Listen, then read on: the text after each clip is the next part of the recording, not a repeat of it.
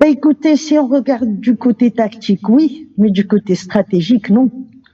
Il ne peut pas consolider tant qu'il n'a pas réglé le problème du M23. Et tant qu'il n'a pas stabilisé le pays, il ne peut pas non plus avoir des investisseurs. Les gens, quand ils viennent investir, ils mettent beaucoup d'argent, ils veulent une stabilité politique, une stabilité sociale, une stabilité aussi par rapport à tout ce qui est agression étrangère, comme nous le voyons un petit peu en RDC. Il n'a rien fait de tout ça, rien. Alors, s'il veut être réélu par rapport à la Constitution, qui n'est pas, qui lui permet pas, il va devoir changer la Constitution, donc il va toucher à la Constitution. On reproche aux militaires de faire des coups d'État, et là, c'est un coup d'État, ça, ce qu'il envisage de faire. Surtout qu'il n'a rien réalisé du tout. Il y a toujours l'insécurité au niveau de la RDC, il y a toujours la misère, il y a toujours des meurtres, mais il n'a rien fait. Tout ce qu'il a fait, c'est courir en Israël, rencontrer l'AIPAC, brader des marchés, voilà ce qu'il a fait. Mais il a fait ça pour rester justement en place.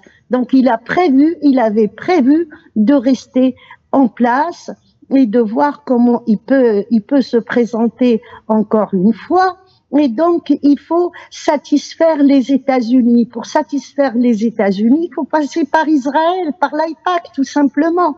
Donc, il n'y aura pas de changement tant qu'il n'y a pas un vrai patriote qui est là, quelqu'un qui envisage véritablement à se débarrasser du M23. Se débarrasser du M23, il faut être propre, il faut être clean, il ne faut pas être le fils de son père, parce qu'il faut avoir des jokers pour une véritable négociation.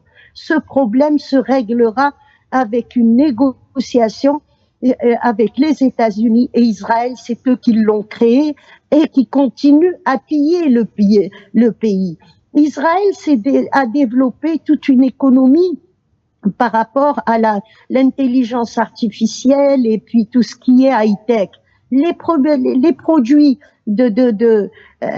avec lesquels ils travaillent, les minerais, ils les prennent d'où?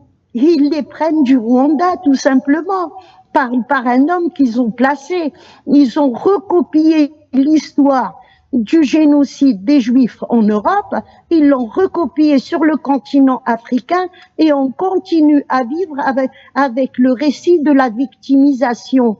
Bien sûr que ça fait très mal, bien sûr qu'il y a eu des génocides, et d'un côté et de l'autre, on ne le renie pas, mais au bout d'un certain moment, il faut arrêter de pleurer sur son sort et il faut avancer. C'est pas en massacrant ses voisins, en pillant ses voisins qu'on va avancer. Ça, ce n'est pas possible.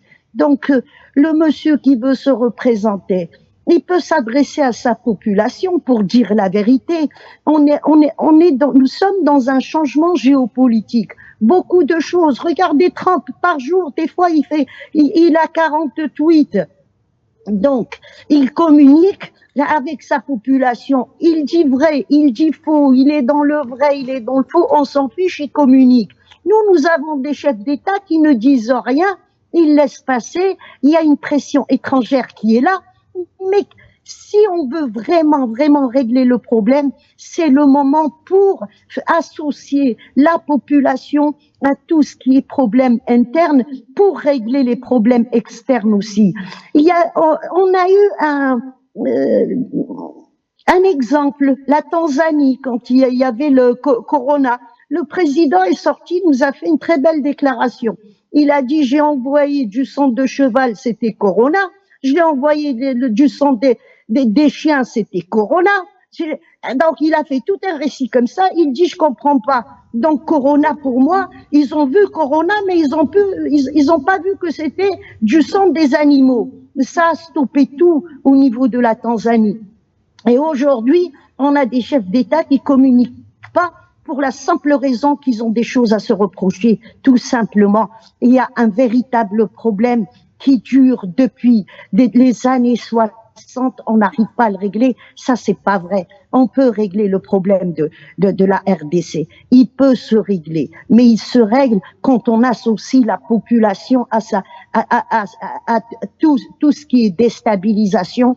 Et puis, quand on met le doigt aussi sur les véritables coupables, il faut arrêter. Regardez les Iraniens. Les Américains ont toujours, quand ils ont perdu, ils ont toujours négocié en cachette pour ne pas que ça sache, pour ne pas qu'on dise l'hégémonie américaine a diminué. Là, les Iraniens, ils sont formels. Ils négocient pas sous la table. C'est devant tout le monde, avec des témoins. Et si les États-Unis ont perdu cette guerre, eh ben, ils l'ont perdue, tant pis pour eux. Il faut prendre les exemples concrets. Il faut prendre des exemples qui donnent des fruits. Nous, c'est tout en cachette, tout dans les coulisses, que rien ne se dit clairement. Mais il y en a marre. Et je suis fort contente qu'en 2019, quand il y a eu le Hirak, on fait quand même pression. Jusqu'à présent, le président Tebboune, il a la pression de la population. Hein.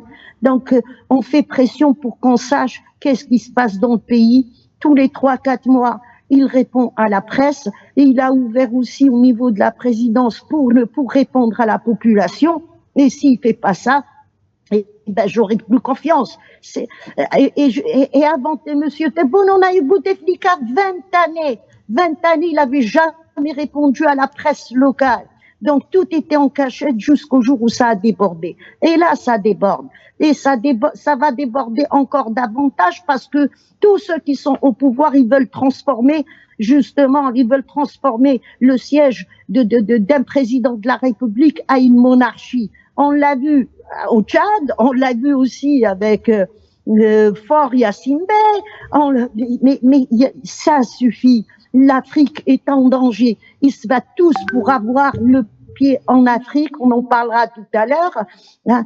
Et puis on a des espèces je veux pas être vulgaire, mais des pantins, des guignols. Le style Zelensky, il veut se représenter, qu'il fasse le bilan de ce qu'il a fait et qu'il nous dise est-ce que il y a eu une certaine stabilisation et puis il a réussi à ramener des investisseurs, mais est-ce que le peuple commence à sortir de la misère? Je parle pas de sortir de la pauvreté. Nous sommes dans la misère là sur ce continent. On est passé des années 70-80 de la pauvreté à la misère au lieu de prospérer.